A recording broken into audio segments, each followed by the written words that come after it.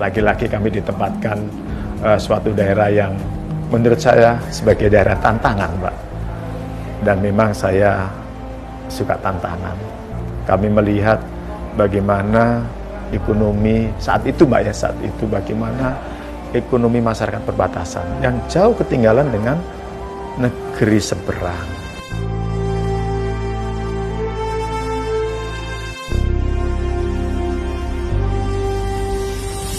Yang kedua tantangannya adalah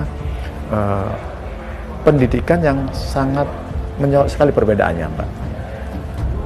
Kalau di Malaysia, yang setahu saya, yang pernah saya lihat, Pak, itu anak sekolah di sana masuk sekolah makan pagi bubur kacang hijau, pulang sekolah makan dia, makan dulu baru pulang sekolah. Kalau di tempat kita belum tentu anak-anak itu berangkat sekolah makan, Pak.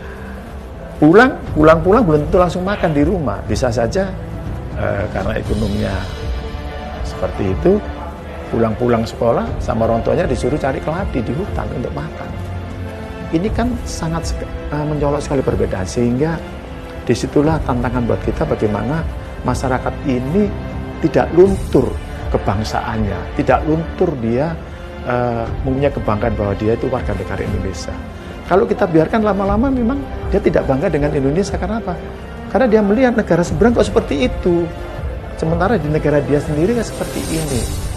Mutu pendidikan juga seperti itu. Jadi kami mengajak beberapa pemerintah daerah untuk terjun langsung melihat rakyatnya, Mbak. Dan kalau di Kalimantan Barat sana perbatasan, saya wajibkan semua perwira itu wajib jadi guru sekolah. Karena banyak yang kita lihat, yang kita dapatkan sekolahan itu gurunya cuma satu. Murid itu sangat butuh guru, semua gurunya nggak ada. Ada guru bantuan nanti dari kota, setelah dia di perbatasan dia tidak kerasan karena dengan berbagai keterbatasan, sarana sangat minim, sehingga anggota-anggota ini kita wajibkan, Pak.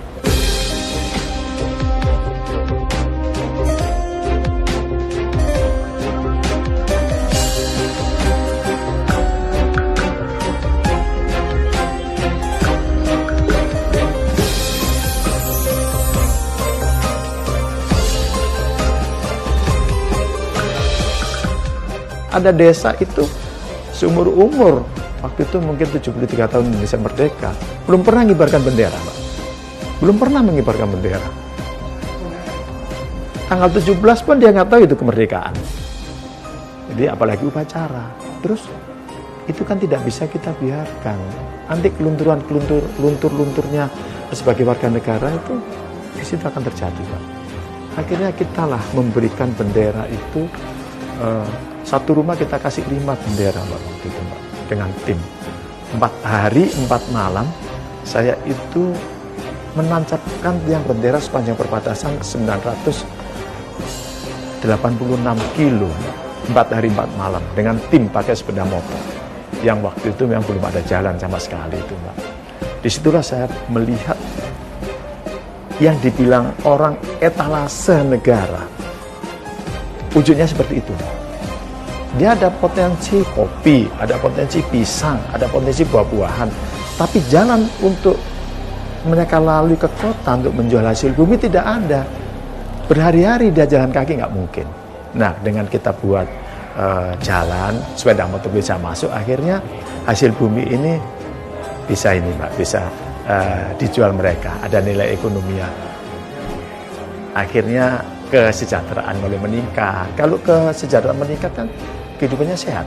Kalau kehidupan sehat, anaknya cerdas. Kalau cerdas, mereka mesti berpikir bagaimana caranya membangun desa dia.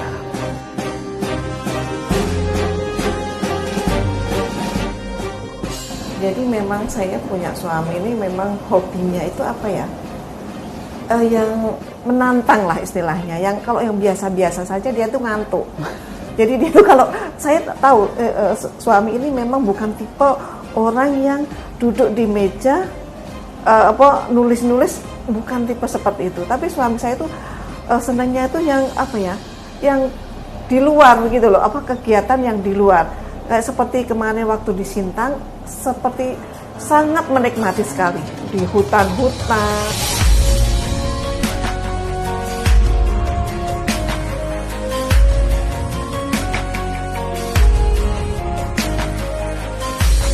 saya bersyukur sekali pada saat saya dan rem, Pangdamnya Mayor Jenderal Andika waktu itu, Mbak. Sangat minim sekali prajurit yang ada di perbatasan itu, Mbak. Sangat minim sekali. Akhirnya kami lapor kepada beliau bahwa perbatasan ini apapun harus mempunyai suatu kebanggaan. Salah satunya adalah lahirlah tentara-tentara dari perbatasan itu.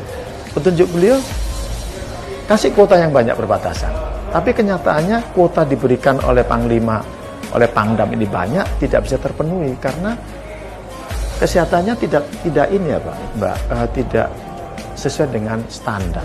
Ya kita maklum, mungkin masalah gizi, kalori yang dia makan, sarana olahraga tidak ada. Tapi mau nggak mau ini harus kita lakukan.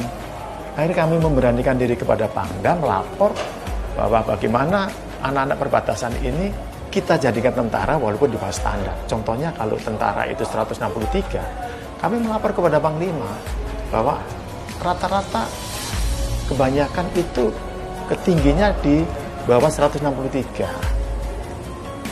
Yang luar biasa dan saya kaget petunjuk Pangdam waktu itu. Udah masukkan aja. Yang penting dia sehat. Yang penting dia mentalnya kuat. Yang penting dia memang betul-betul NKRI. Bener Mbak, begitu dia jadi tentara, jadi kebanggaan masyarakat Mbak. Itu yang namanya kepala suku Dayak yang di perbatasan. Sangat mengeluh-ngeluhkan Dandim.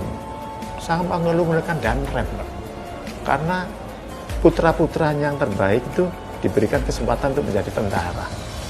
Ini yang saya dapatkan di situ Pak. Jadi terobosan-terobosan itu yang memang harus berani diambil keputusan. Salah satunya oleh Panglima saya waktu itu Mbak. Ya, Jenderal Andika yang sekarang Kasat itu Mbak. Beliau berani membuat satu terobosan. Karena gini loh Mbak, memang betul beliau betul Mbak. Yang tahu persis kesulitan daerahnya ya putra daerah gitu loh Mbak. Dan petunjuk beliau waktu itu tidak boleh lulusan ini dibawa ke luar daerah, nggak boleh. Dikembalikan lagi, dididik lagi, diberikan ilmu, dibekali ilmu untuk membangun desanya. Dan memang betul Mas, yang bisa menyelesaikan suatu permasalahan, karena kan sangat banyak permasalahan. Ya ini akhirnya tentara di perbatasan ini yang putra daerah dijadikan tokoh sekarang Pak. Walaupun masih muda Pak, karena dia mempunyai kewibawaan, punya ilmu yang sudah dididik selama ini, gitu Mbak. Ya Jenderal Andika lah yang membuat terobosan seperti itu. Kalau saya kan hanya sebatas menyarankan karena saya melihat situasinya seperti itu.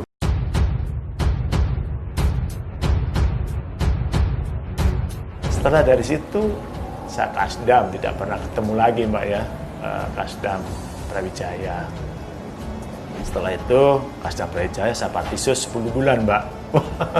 Patisus 10 bulan Jenderal bintang 1, mantan Kasdam, jadi pengangguran. Ternyata bukan saya aja Mbak, ada juga bintang 2, ada juga bintang 3. 76 jenderal Mbak, nggak punya jabatannya Mas Keco. Nyetak surat jenderal susah minta ampun. Untuk mendapatkan jenderal itu, waduh, perjuangannya luar biasa Mbak. Dan ternyata bukan 76 jenderal aja yang di situ. Ada sekitar 450 kolonel juga yang tidak punya jabatan. Mulai dari habis sekolah nggak punya jabatan, pulang dari penugasan nggak punya jabatan, yang bermasalah juga nggak punya jabatan, yang nggak ada masalah apa-apa juga nggak punya jabatan, numpuk di situ Mbak. Suasana nggak bagus. Nah, disinilah pertama kali kepimpinan Jenderal Andika jadi Kasat itu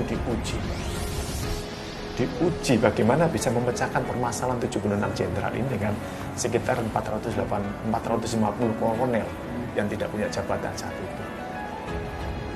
Tadi kan saya bilang beliau itu selalu mempunyai misi jauh ke depan, sehingga beliau lah yang bisa memecahkan permasalahan ini. Dan pelan-pelan pada saatnya, tidak lama beliau menjabat Kasat, semuanya itu punya jabatan Pak. Baik yang 76 jenderal tadi sama yang 450 itu. Belum mengembangkan organisasi. Pada awalnya banyak perwira-perwira yang tidak setuju dengan konsep beliau untuk mengembangkan. Saya sendiri pernah berdiskusi dengan Kasat, Pak. Waktu saya jadi Kasali, sekarang Kak Korsali itu, Pak. Saya diskusi sama beliau. Saya nggak setuju dengan salah satu organisasi, kenapa kok dikasih bintang sekian ini? Apa relevansinya apa? Beban tugasnya apa? Kok sampai diberi bintang 3 seperti ini? Diberikan pemahaman, Pak. Diberikan wawasan, Pak. Ternyata betul apa yang dibilang sama beliau itu, Pak. Betul. Yang tadinya konsep banyak yang tidak setuju, konsep beliau dengan validasi baru pengembangan organisasi, ternyata sekarang ini semuanya baru mengakui bahwa betul konsepnya Jenderal Andika ini yang jadi solusi saat ini. Dan memang benar, contohnya saja, semua Danrem, tadinya Danrem di Angkatan Darat, di Jajaran Angkatan Darat ada 10 yang bintang 1, yaitu Danrem yang wilayahnya di perbatasan, ada 10. Sekarang seluruh Korem yang posisinya yang ada di ibu kota provinsi bintang. Jadi ada 35 Danrem akan bintang. Itu sangat wajar sekali, Pak. Dan memang tuntutan ke depannya. Kenapa? Kalau kita selaku pembina wilayah, teritorial, kewilayahan, terus kita koordinasi dengan partner kita, Forkopimda, terus kita kalah level, itu kita kadang-kadang dianggap sepele, Pak. Contohnya saja, Danremnya kolonel, Kapoldanya bintang 2, dan Lantamalnya bintang 2, dan Lanutnya bintang 1. Di situ ada gubernur. Kita kolonel sendiri, Mbak. Wawasan kita kurang karena belum lemanas dan belum jabatan yang lainnya. Kadang-kadang orang-orang rekan-rekan Forkopimda itu melihat itu masih kolonel. Saran-saran kita kadang-kadang kurang bisa diterima, walaupun benar saran itu, karena menganggap mereka tidak selevel. Nah, setelah dinaikkan bintang, itu bagus sekali, Mbak. Contohnya aja sekarang Korem 84 Baskarajaya yang ada di Surabaya. Saya lihat harmonis sekali ya, Mbak. Komunikasi dengan Forkopimda, dengan levelnya itu enak. Tapi kalau sesama Forkopimda tidak levelnya, itu minder gitu loh, Mbak. Kalau udah orang minder itu kan apapun yang disampaikan sama dia nggak pede gitu, Mbak. Memimpin juga nggak pede. Nah, itu salah satu contoh, Mbak, yang dulu-dulunya orang bintang kok bertaburan. Ya memang orang yang ngomong seperti itu karena nggak punya wawasan. Akhirnya memang betul. Bagus sekarang, Mbak. Kepemimpinan dulu memang kepemimpinan yang luar biasa. Kepemimpinan masa depan, Mbak. Jadi kalau kita masih berpedoman kepada buku, textbook kepimpinan yang dulu-dulu, nggak nyambung dengan kepemimpinan beliau.